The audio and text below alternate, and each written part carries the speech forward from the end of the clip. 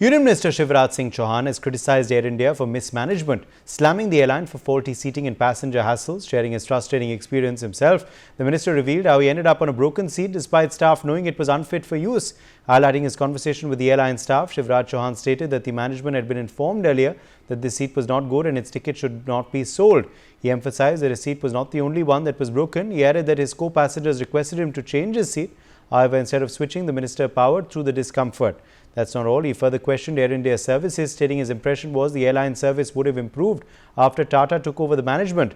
He concluded by stressing that he doesn't care about discomfort, but the fact is that it's unethical to make passengers sit on bad and uncomfortable seats after charging them full amount. The minister also asked whether the Air India management will take steps to ensure that no passenger faces such inconvenience in the future. Well, remember, all of this, of course, leads us to ask some big questions. Travel in India is, of course, plagued by congestion at airports, flight delays and cancellations. However, there continues to be rising fares.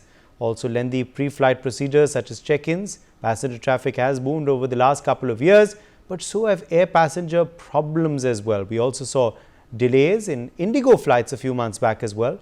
And now this.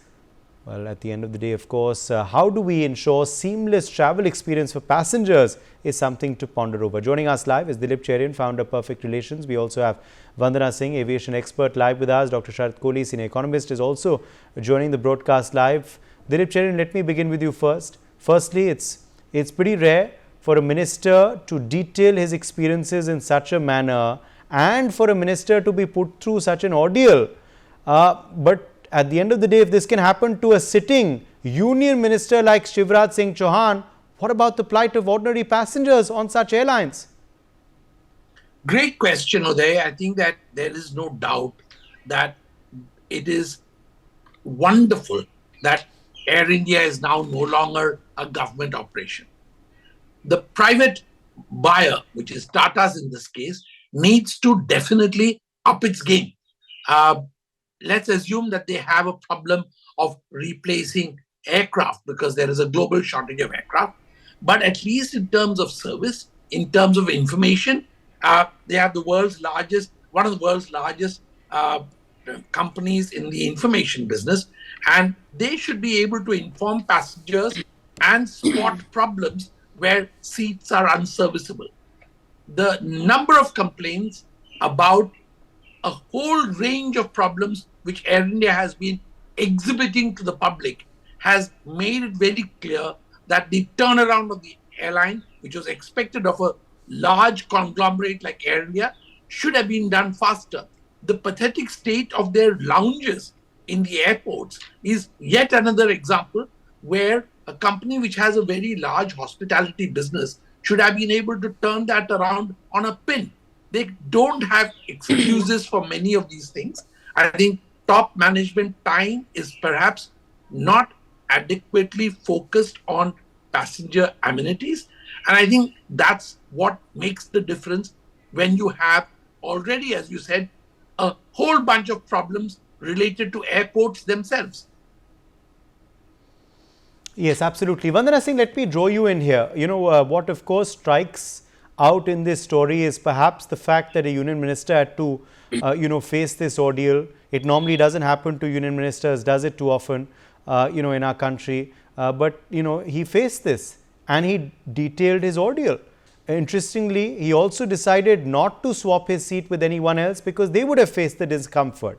That does say a lot about Shivraj Singh Chouhan, but it doesn't say much about the airline, does it? Also, interestingly, when he goes ahead and says many other seats on the plane were also similarly dysfunctional. Now, all of this, when we see the kind of airfares as well that are there across the country. Vandana Singh, is this fair and what should now be done? Thank you, Uday, for having me on your show, and greetings to the audience, august audience over here. Firstly, talking about fairness, I would say this, and I'm very glad that the union minister has come forward and actually spoken. Firstly, hats off.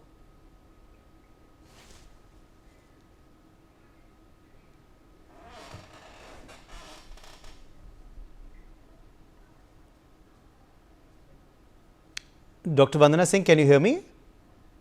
Okay, I think we've lost a connection there. Let me try and draw in Sharad Kohli onto the broadcast. Sharad Kohli. Now, the fact, of course, over here is that, this is something that is now becoming a bit of a menace for air passengers. They have long delays, with flights. We saw it happen, of course, to Air India earlier. We've seen it happen to Indigo in the recent past, which earlier had, tried to make a brand name because of on-time flights. They're trying to correct themselves, of course, but delays is not something that has ended across the country. We see congestion at airports. We see flight cancellations. Now we are seeing uncomfortable seats as well, and even broken seats, which a union minister has to face. What now must be done? What are the lessons that stand out from this entire ordeal that Shivraj Singh Chouhan has detailed? Again, which, as I said, is not a very common occurrence. So kudos to him for actually going ahead and detailing it and calling out the airline. Good afternoon, Uday. Good afternoon to my fellow panelists and the NewsX viewers. If you ask me, I was wondering about the number of problems you're speaking about. Just about everything seems to be happening to the aviation sector here. It's not that these problems do not, people on the screen, we all fly around the world. There are problems at other airports with other airlines as well. But somehow I feel that our aviation sector seems to be jinxed. Everything happens here. Loss-making airlines shutting down, delays, cancelled flights, congested airports, faulty check-ins and so on and so forth.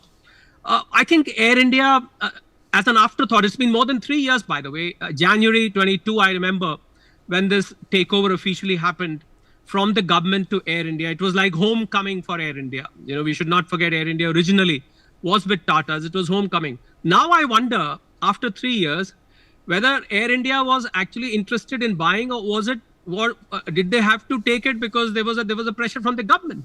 Because nothing much has changed ever after that, Uday. That's my first thought. There were about 30 aircrafts which were lying in their hangars, which were not being flown by erstwhile Air India, which is the government-owned Air India. Now, it so happened that Air India, obviously being a commercial airline, being a private airline, brought 95% of them back on the air. I think before bringing them on the air, probably it missed out that they need to be brought in shape as well.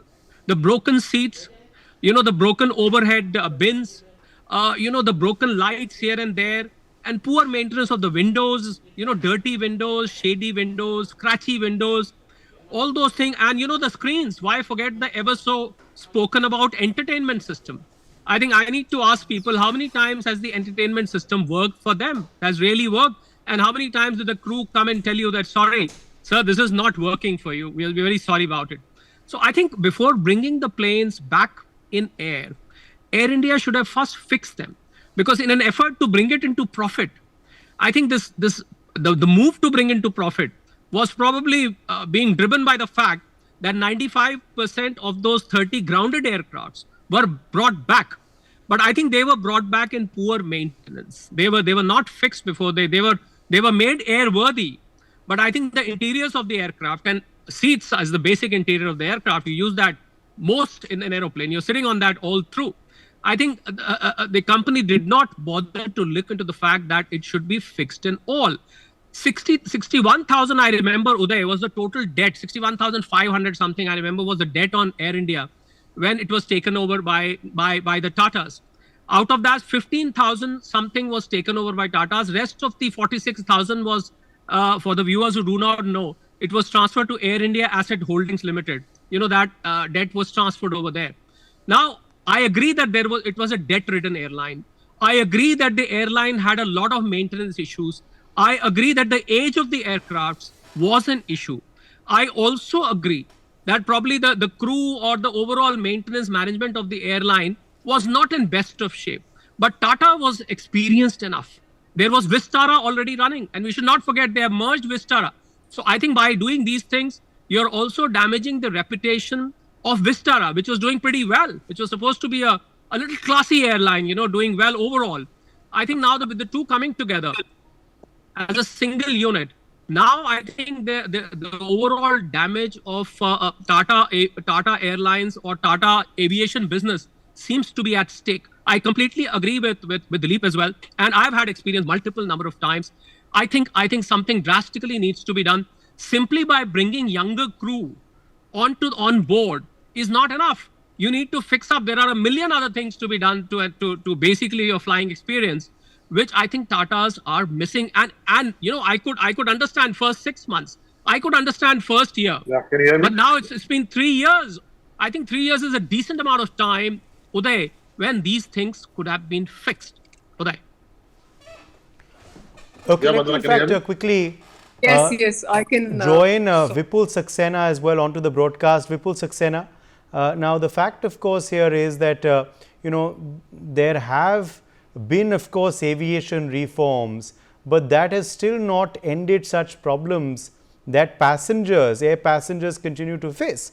Now there are more air passengers now. There's been a huge growth, a huge spurt in this sector, but that doesn't always mean that they have a happy, comfortable experience. As in this case, Union Minister Shivraj Singh Chouhan didn't. Hello? Hello? Vipul Saxena, are you being able to hear me, sir? Yeah. I could not hear the last part. Did you hear my question? Yeah, I could hear the question, but last part I missed out. I Shivraj said Singh that Chouhan? Shivraj Singh Chouhan has clearly not had a happy experience, as other passengers are also not having.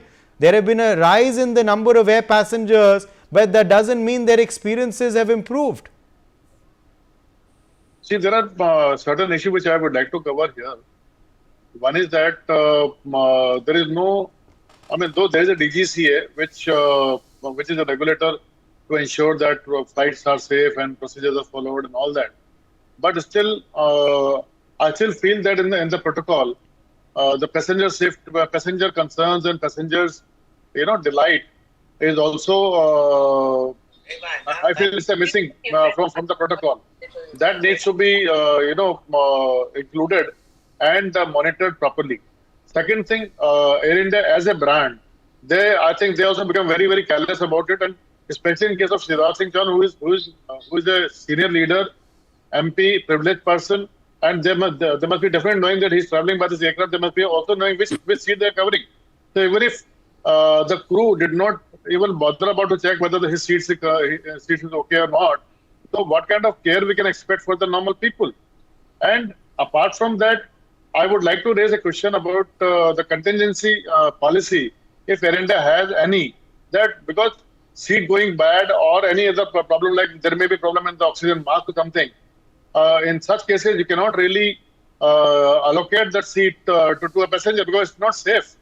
Because suppose it was good that the flight was safe and there was no turbulence. Suppose there was turbulence when Shivraj Singh Chouhan was traveling. What would have happened? He would have got hurt. He would have met with a serious accident also. So I would like to ask Air India whether they have any kind of contingency plan that in case if seat goes bad or if some oxygen mask goes bad or something happens which compromises or jeopardizes the safety of the passenger, then what is the plan of action? How they're going to accommodate this passenger? Where they're going to transfer the passenger, or how they're going to mitigate this risk? So I feel there is a total absence of this kind of policy, and there's a lack of coordination between the operational crew and also commercial people. Because commercial people, they will say we booked the seat one month before. We don't know which seat is available, not available. Okay, they can always turn around and say this, but there has to be communication between the operational crew, because after every completion of flight, the air hostess, they're supposed to report if there are any seats have a problem or any kind of problem is there which can discomfort the passengers. All these things are reportable. So I'm sure if such things are reported, it should have been taken care. And since it has not been taken care, not only these cases, there have been many other cases with the passengers. There have been so many complaints of similar type, but till now there has been no action, because I feel there is total absence of concern and total absence of any kind of policy that in case such thing happen, how that passenger has to be helped. And for that, I would recommend the minister that there has to be some kind of alliance among the domestic airlines within themselves, so that the passengers don't suffer and they should be able to accommodate against each other's ticket in case of some kind of this kind of case where the airline is helpless to take the passenger. Yes. Okay, let me in fact try and go back to Vandana Singh. I don't know if she's back with us now. Vandana, can you hear me now? Absolutely. Okay, yes, we had lost you earlier. Please complete your point. Yes, I would like to first of all thank you, Uday, for having me on the show. And then I would like to add on to whatever I've heard right now. Hats off, firstly, to the Union Minister for behaving with such dignity and statesmanship. That's one, that he sat on that broken seat. Secondly, this is now ongoing chaos. We don't just see this. He was sitting on 8 Charlie, but this is happening in the business class. The seats are broken. I mean, what kind of constraints is Air India having over here? Are we having a sort of a monopoly or not even a duopoly the way Indigo and Air India are going? My question here is, was there a proper seat inspection done, which is done as per protocol? Were the seat allocations done properly?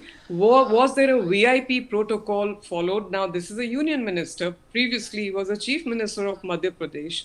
Don't tell me nobody recognizes. And if this be the state, then why weren't the seats checked? What about safety and security of the equipment? What if something had happened? So there are lots of questions to be answered over here. Also, in my view, it's very unfair for the common man. Just the other day we spoke why is Prayagraj more expensive than Paris? And yes, going to Prayagraj was a stupendous exercise costing 55,000 to 60,000 just one way and coming back, whether it's from Mumbai, whether it's from Cochin. So when the fares are so high, is Air India having financial constraints now that they are owned by the prestigious Tata Group? Now that the restructuring team has been on for so many years now, I would not say that they have just come on board, because previously we would say give them a chance. The restructuring team is working on it. But here I really need to question the maintenance, the equipment, the seat configuration, the seat allocation, the VIP protocol. Nothing at all seems to have been followed. And what if there was a safety issue over there? And how would the seat belts and all of the other aspects of safety be taken care of? This is a very sad state of affair. Is Air India having limited resources? I don't think so. Are they not prioritizing route expansion? I am sure they are. Are they having financial constraints? I don't think so. And why are we bringing now and saying government ownership? Because government doesn't own it anymore. It's on the Tatas. So I am very happy that the minister stood with his dignity and came forward and said, look, if this is what you're doing to me, then what are you going to do to the common people? The common people are actually suffering here. And it's time that we at the Aviation Ministry, and I also say we at the Aviation Ministry, do something about it in terms of letting the carriers know what are we left with. Air India, Indigo, a bit of Akasa, there is nothing else. We want more and more players in. There has to be a healthy competition. It cannot be one has it all, and this is the way we are treating our ministers. If this is the way we are treating ministers, then how are we treating the common man? And I've come on a business class seat from Jeddah, AI 992, just 2 days back, and I was on a broken seat myself. Of course, the seat belt, I knew how to use it because I am from this industry. But the question is that there is no response from the crew. Are the cabin crew not trained enough to really say, okay, this seat is functional, this is not functional, please sit here, apologies for that. Nothing is explained to the passengers. So I think a lot of homework for Air India, a lot of homework for maintenance, a lot of homework for the overall of the equipment. And at a stage when Air India has gone and ordered 470 new Airbuses and Boeings, including 250 Airbus aircrafts and 220 Boeing jets. Is this the state of affairs? If we cannot handle the fleet we have, how are we going to handle the fleet that comes in? I think it's a wake-up call, and it's time that we, at India, at least take care of our Indian carriers, and that Air India really takes this issue extremely seriously rather than just sending a box of chocolates and apologies to the minister. This is not done. This is not the protocol, and I believe it's very unfair. Over to you there. Okay, let me in fact quickly Also, get in some breaking updates coming in now on the broadcast. Civil Aviation Minister Ram Mohan Naidu has in fact taken swift action now following Shivraj Singh Chouhan's tweet regarding Air India. Ram Mohan Naidu has stated DGCA will also be looking into details of the matter promptly. He's personally spoken with Shivraj Singh. He's also spoken to Air India on this issue, instructed them to take necessary action. Sambhav Sharma is joining us for more on this story. Sambhav, the Union Civil Aviation Minister now intervening in this matter? Absolutely. Director General of Civil Aviation, DGCA, is to look into the whole matter is what is said by the Civil Aviation Minister Ram Mohan Naidu is something which we are breaking at this moment. And here, these are the proactive steps taken by the Ministry of Civil Aviation over the remarks made by Shivraj Singh Chouhan on this Air India story. And as per Civil Aviation Minister, and I quote, we spoke to Air India immediately on the issue and instructed them to take necessary actions. Now it is to be seen what necessary actions Air India will take on this issue. And also, as per the response from our side, DG have to look into the details of the matter promptly. And I have personally spoken to Shivraj Singh Ji. This is what is said by Civil Aviation Minister Ram Manohar Naidu. This is what is the latest in this whole episode, in this whole round. All right, let me quickly take that back across to Dilip Cherian. Dilip Cherian, reactions coming in now. Intervention by the Union Civil Aviation Minister. He's urged the DGCA to also intervene. Hopefully, this becomes an example case. I think that Mr. Ram Mohan Naidu's response is swift and the kind of thing that we expect a minister who is sensitive, not just to a colleague's complaint, but also to the fact that this is a widespread malaise. And as we've all discussed, it's not confined to Air India. It's not confined even to the sector. The ability to treat passengers, whether they are in the railways, whether they are in on the highways, whether they are on aircraft, is something that we need to build into our rapid growth of infrastructure. There's no point building all of this and then treating the people who use it shabbily. Air India definitely needs to be hauled up because they are repeat offenders. There have been numerous complaints about Indigo also in terms of timing, in terms of other things. But I think that there needs to be a quality control, consumer-driven approach that perhaps the ministry can oversee. These are all private airlines. They need to understand that DGCA has a cell to look into consumer complaints of this kind and act swiftly and ensure that whatever needs to be done to repair things actually can be made visible. Thanks for that. Okay. Let me, in fact, quickly take that across to you as well. Sharad Kohli, what sort of steps would you now urge the Civil Aviation Minister to take, given the fact that he is now cognizant of this incident? I think the answerability of the airline towards passengers needs to be enhanced. There is a system in place. There is answerability. It's not that these airlines can do whatever they want. I mean, DGCA keeps a very strict monitoring, but I think this needs to be stepped up from what I can see. Well, I agree with Vandana that there are about 3.5 airlines. You know, we've got Air India, you've got Indigo, you've got Akasa, and half of SpiceJet. I call them 3.5 airlines at the moment. I think you need more players, more competitors. And if you go back to Tata and ask, they said that's the reason we ordered 470 more aircraft, because these aircrafts have gone out of their life. So God's sake, if they've gone out of their life and they are beyond maintenance, just let them be parked. They should not be flying, because I think that is the solution for the time being. If you feel, although I'll be very surprised if somebody comes and tell me, sorry, this seat can never be fixed, this has gone beyond repair. I mean, I'm not going to accept that. But even if that be the case, I think that aircraft can simply be kept in the hangar. I think it should not be taken out for people. At least Tata should be worried about its own reputation. Tata is one group in India which has a very strong reputation on quality and other issues. I think they are a very professionally managed group. And is this the duty of the company to make sure that because of one particular product, because of the one particular service, one particular company, it reflects upon whole of Tata Group. That's my perception. Tata does a lot of good things as well.